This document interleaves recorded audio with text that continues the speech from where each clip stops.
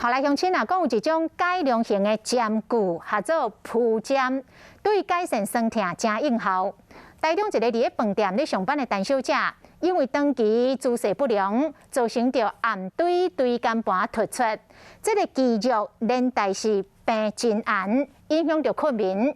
伊就是用这种改良型的针具蒲针来治疗，讲效果真好，即摆拢困甲真落眠。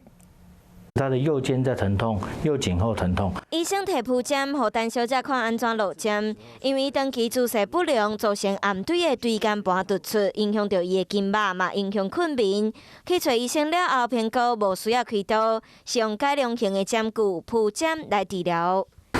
把这个竞争器拿开，我们这个是浮针的竞争。浮针试完大概前1-2次吧，比较起一般的针灸来说的话，就效果就是很立即性的有做个改善。中医伤科主任讲，一般的针具会直接插入去皮肤内底穴位，蒲针是平的方式插入去皮肤内底，利用扫散灌注的方式，影响附近的前筋膜，达成治疗的效果。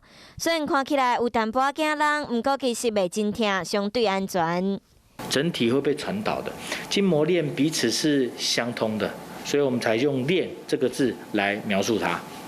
所以它的这个刺激可以达到比较快速而且比较持久的这个目的。